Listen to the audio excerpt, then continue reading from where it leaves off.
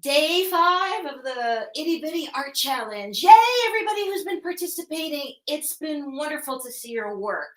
And I hope that you're getting into the swing of things, right? That's what this challenge was all about. It was about getting you used to practicing every day to show up and work on your art, because that's how we get better. And really, it's the daily that really makes you improve. I did a 30-day art challenge once. That's how I started to paint small. I did a 30-day art challenge, realized there was no way I could do big ones because they take minimum 5 hours. Like, that's minimum. So I started to paint itty bitty little ones that took half an hour to an hour, and that was doable. And by doing that every day, by the day 15, you couldn't even recognize my earlier work. So that's what I want to get across to you. That is just, if you can just do 10 minutes of drawing every day, these exercises, practicing, seeing what it is that you like about that painting and what it is that you want to show people, then we're talking. Hi, Norm. So just to go over our days again. Day 1, go big or go home. Confidence. Draw big. Get used to making big, strong marks, because those are unforgettable. When we make a big statement, then that's what we remember and we remark and stop to take a look at. And when we practice big, strong gestural marks, then we'll get very good. So we want to make strong lines that go right across the page. None of those little itty bitty furry people, right? Do I have a marker here? I had one. But furry people, no furry people, just one line. Where is it? So furry people. We're not really sure. So we just keep drawing one line on top of another, hoping that one will be right? Or a furry tree.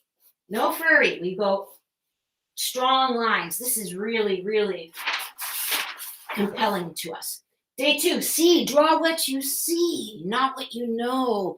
And this is a mantra to have to compel you to look deeper, to really look at what you're saying. Most of us just draw what we know. A beginner will spend more time looking at their paper than the subject. But an advanced artist will spend more time looking at the subject and just glance. That's what we want to do. Really look, because when you can see, then you can paint anything. Day 3, more. So on day 3, we painted gesture and rhythm and energy. And this is one thing that I really love and look for. And the more is an idea to what is it that what do you want to say in your art? What is the thing that you love? And whatever it is, can you up it a little bit? This is coming from theater, and in theater, when you're on stage, you have to be larger than life. You have to be more interesting than the people around us. And I think it's the same for art. So we want, if you can, heighten something, even if you're heightening calmness or serenity, how calm and serene can you go? Stretch whatever you're trying to show. And it's also an exercise for you to stretch your own skills. Right? Because if we don't stretch, we're just going to stay the same. We need to stretch our own skills and development to get, to get places. So 4 was to simplify. And this is the idea that we don't need everything to be talking at the same time. When everybody's talking at the same time on stage, we can't hear anything. And the same thing with art. We want to take away what's not important so that what is important comes out. And that's what you get to choose. We want to see what you think is important. And then 5 is values. And what values are in art, and this one is values, the mantra is values do all the work, but color gets all the credit. And this is a well-known phrase throughout art. Values are just the lightness and darkness of a color.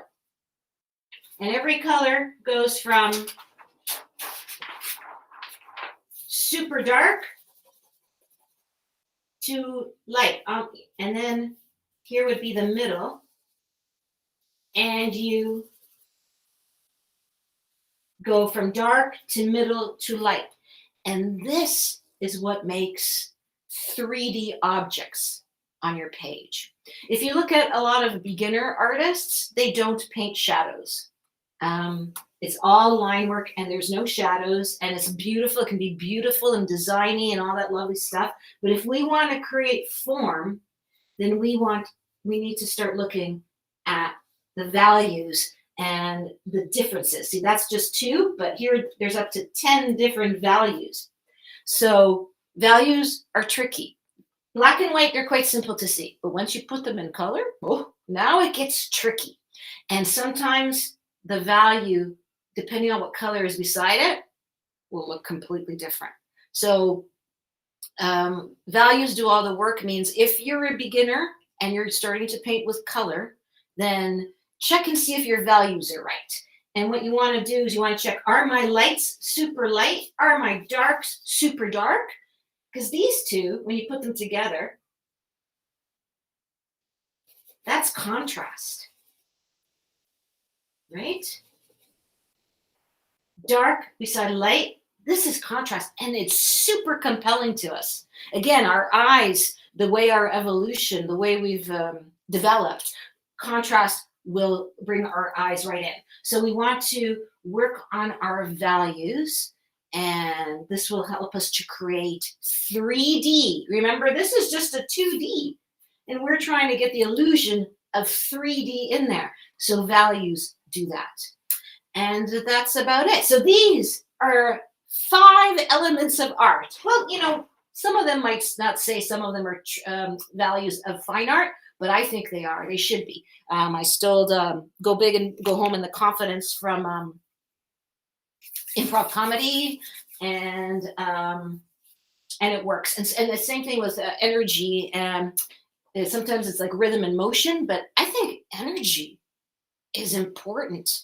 It sure is in performance. And I think it's the same thing when you look at something visual. Some things have no energy and some things have energy. And that's what makes it compelling. So once you can see lines and values and shapes, that was simplified just to see the shapes. And what else was it? Rhythm and gesture. Now we've got an alphabet. Now we've got the elements of art. And once we can start seeing these things, we can start drawing them. And now you'll start looking at, you know, you cannot go back to any artwork that you did before and look at it and go, oh, I see that I don't really have strong values. My values are all the same. My lines are furry. My shapes are too complicated. So I've painted every leaf instead of massing and grouping them. So that's it. I did not have a good day this day. My computer website server went down. I wasn't able to get some of the things ready, but that's okay. Day 6, the bonus, it's not really day 6, but it is kind of a bonus. Day 6 is a painting demo, 3 painting demos where I show you how to use these tricks and make little art, a little watercolor painting. Oh, I don't want to touch them because my hands are now full of charcoal. That's one of the downgrades of charcoal. So I've got a watercolor, but this is all in the course. It's all in course. You know it. The video's there. And a little gouache plus pastel. So watercolor and gouache and pastel are good for paper. And then I also do an oil painting. I show you that these techniques used for all 3 of those, and acrylic too, but I don't really paint with acrylic right now. So go for it. Give it a try. Put it together into a painting and put it into the website. I will probably, hopefully, get my website back up. They told me 24 to 48 hours, which is not good.